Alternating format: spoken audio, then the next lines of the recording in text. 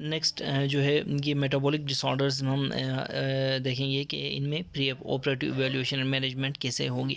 इन disorders में dehydration है, हम देखेंगे डायबिटीज़ में क्या करना है, हम देखेंगे थायरोटॉक्सिकोसिस में क्या करना है, हाइपोथायरॉयडिज्म में क्या करना है, रीनल फेलियर में क्या करना है और ओबेसिटी में क्या करना है। ठीक है, सबसे पहले हम डायबिटीज़ मेलाइटिस देखते हैं। ठीक है ना, देखें जो डायबिटिक पेशेंट्स होते हैं ये वेरी हाई रिस्क पेशेंट्स होते हैं। ठीक है, और ये प्रोन टू होते हैं और सेप्सिस के लिए और डिलेड वुंड हीलिंग के लिए, CVA के लिए और DKA के लिए। ठीक है, इसीलिए ये डायबिटिक कीटोएसिडोसिस है, इसीलिए हमें इनकी क्या करनी पड़ती है, क्लोज मॉनिटरिंग करनी पड़ती है और प्री ऑपरेटिव ट्रीटमेंट की ज़रूरत होती है। ठीक है ना, तो ये आपने DSD से याद रखना है। D से डायबिटिक कीटोएसिडोसिस, S से सेप्सिस, दूसरे D से डिलेड वुंड हीलिंग और C से CVA। ठीक है ना, ठीक है ना, तो ऐसे पेशेंट्स में हमें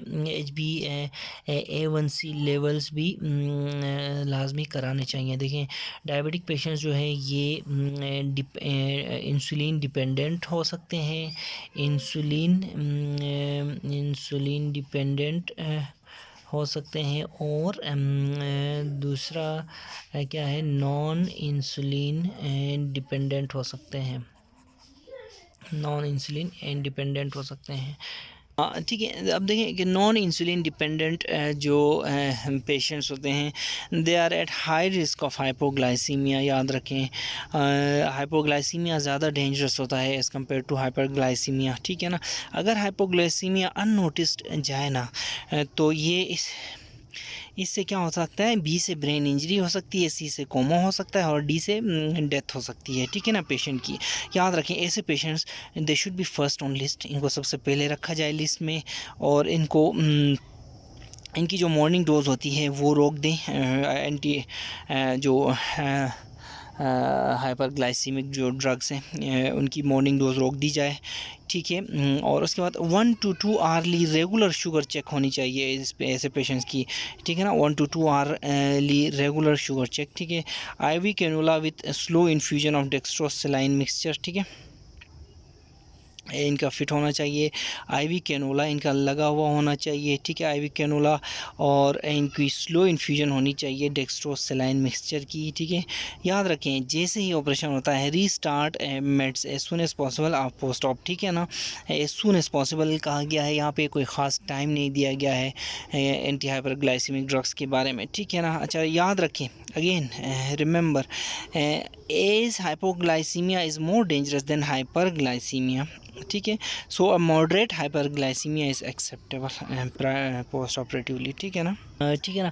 अब देखें कि अब जो इंसुलिन डिपेंडेंट जो पेशेंट्स हैं उनकी जो प्री ऑपरेटिव मैनेजमेंट और इवैल्यूएशन कैसे होनी चाहिए। देखें इन पेशेंट्स को हम एडमिट करेंगे एक दिन पहले सर्जरी से, इनकी जो सर्जरी होनी है उससे एक दिन पहले एडमिट करेंगे। ठीक है, इनको भी नॉन इंसुलिन डिपेंडेंट्स की तरह फर्स्ट ऑन लिस्ट रखेंगे हम, और रात को सुबह ऑपरेशन है ना तो रात को नाइट बिफोर सर्जरी रात को हम क्या करेंगे, इनका जो लॉन्ग एक्टिंग इंसुलिन है ये हम रोकेंगे। ठीक है, लॉन्ग एक्टिंग इंसुलिन हम रोकेंगे रात को। सुबह सर्जरी वाली सुबह हम क्या करेंगे, इनके ग्लूकोज और सीरम इलेक्ट्रोलाइट्स अगेन चेक करेंगे।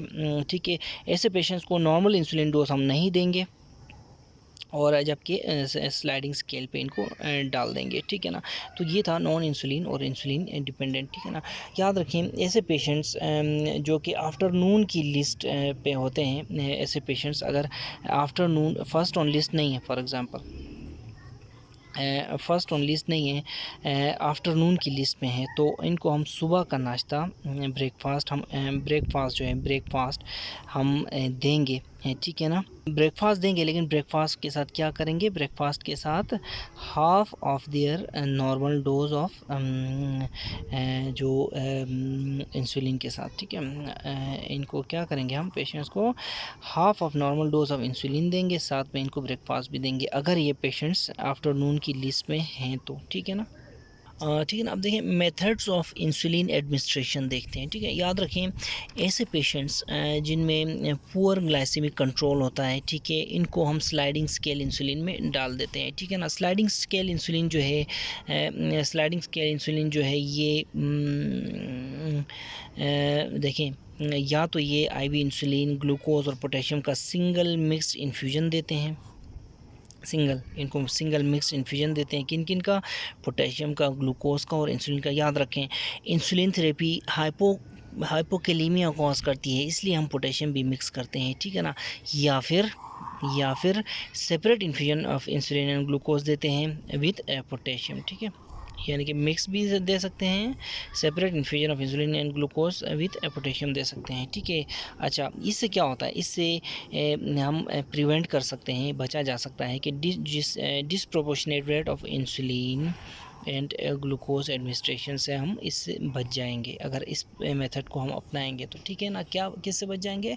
We will avoid disproportionate rate of insulin and glucose administration, ठीक है ना। याद रखें इन्फ्यूजन जो है ये जो इन्फ्यूजन है इसको हम तब तक जारी रखेंगे जब तक पेशेंट नॉर्मल डाइट पे नहीं आता। जब हम पेशेंट नॉर्मल डाइट पे आ जाएगा तो उस वक्त हम री इंट्रोड्यूस करेंगे रूटीन इंसुलिन को भी, ठीक है ना। तब तक हम ये इन्फ्यूजन जारी रखते हैं, ठीक है ना। एक बार फिर याद रखें कि पोटेशियम हम इसलिए देते हैं क्योंकि इंसुलिन थेरेपी हाइपोकेलीमिया कराता है, ठीक है ना।